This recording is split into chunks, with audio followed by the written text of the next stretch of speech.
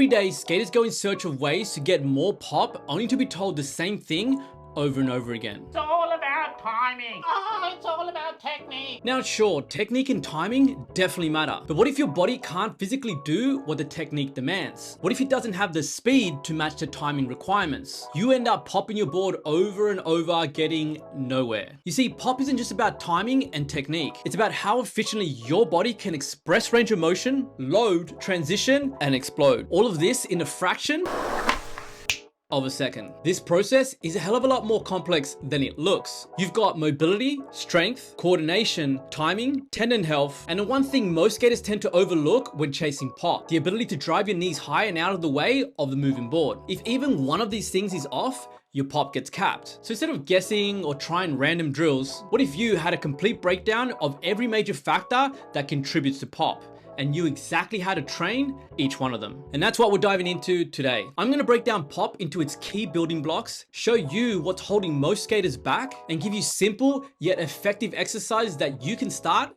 immediately. By the end of this video, you won't just understand what's limiting your pop, but you have the tools and exercises to fix it. Let's get started. Front salad, back salad, front blunt. Before we dive in, if you want all these exercises laid out in a system designed specifically for skaters, be sure to check out the Skateboard Strength app. We've got full programs for pop, flick, injuries, recovery, plus much more, all built to maximize your performance on board. I'll link it down below so you guys can check it out. Your ability to generate force is capped by the runway of which you have to do it. That runway gets a lot greater the more mobility you can express to get into deeper ranges of motion.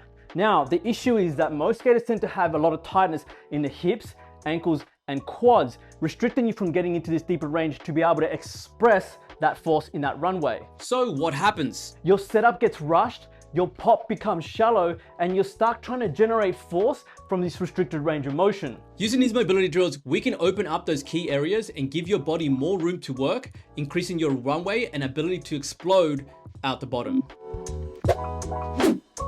Once you got the ability to get down low, the next step is to own that position, then explode out of it with speed. This is where isometrics come in. Think of them as the bridge between strength and speed. They train your body to produce force quickly, especially at that transition point between lowering and driving up. That moment right before you pop, as you're transitioning from lowering to exploding, is often where skaters lose the most power. They either hesitate, collapse, or shift out of position.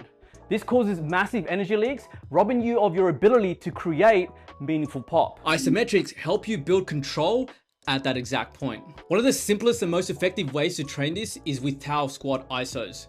You set up like your mid pop, knees bent, chest over the board, then drive into the ground as hard as you can for time. No bounce, no reps, just pure force output in a static hold. It looks simple, but the effect is powerful. You're building the ability to create force right where you need it. So we covered getting into position and then being able to own it. Now we need to make it snappy. This is where plyometrics come in. Plyos train your tendons to behave like super springs. The better your tendons can absorb and redirect force, the more explosive your pop becomes. Skaters with sluggish pop usually have deconditioned or underperforming tendons, which leads to that underperforming bounce. Having that elastic snap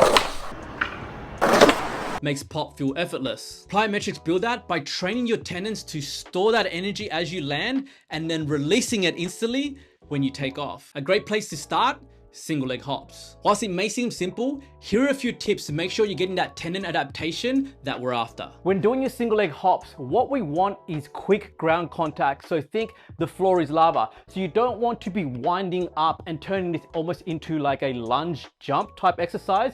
You want to think about going really quick and trying to keep that ankle stiffness the whole time. Your ability to go higher will be dictated by your ability to be quick off the ground. So if you start winding up in order to try and get height, it means the exercise isn't right for you, or that particular intensity isn't right for you. You want to let the pace and speed of how quickly you come off the ground dictate your ability to get height. So as you start to get higher, that ground contact still wants to be quick. This will allow you to get the tendon adaptation that we're after in order to transfer to juicy pop. You don't need to overthink it. Land light, stay quick, and be consistent. That springiness you've been chasing, this is where it starts.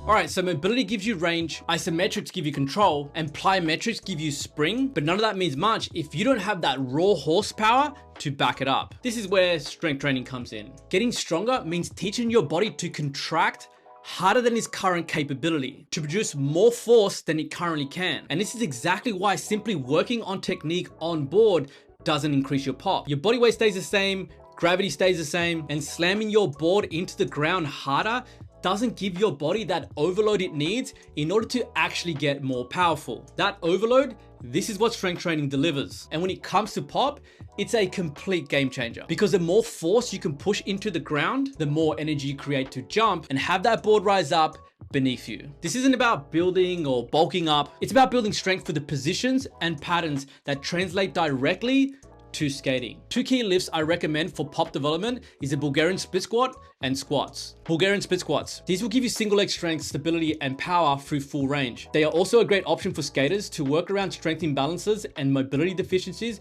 often seen in skaters that can make squatting an inferior choice for them. Squats give you raw force production, coordination, and total lower body output. If you're a bit more advanced, the squat offers potential for loading at a greater capacity, just to ensure you're ready for it and aren't limited by poor ankle or hip mobility. Train them right, progress over time, and your legs will develop the strength to drive harder, jump higher, and hold up longer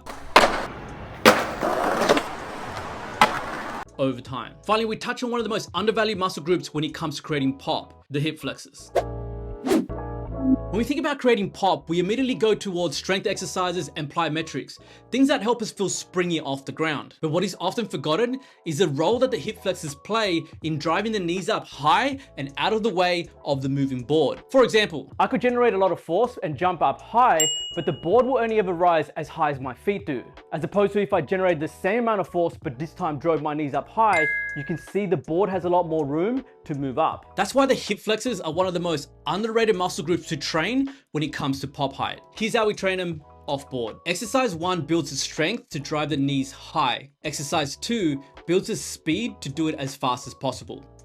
Alright, so hopefully now you have a much better understanding of the physical components it takes to create amazing pop. If your pop's been stuck for a while now, chances are it's not just one thing holding you back. It's an entire chain, and that chain is only as strong as its weakest link. So try implementing all of these in a short session, 1 to 2 times a week for best results. Or simply choose the one that you see as your biggest bottleneck and simply add it in to your weekly routine. Do that, and in a short period of time, you'll find that working on technique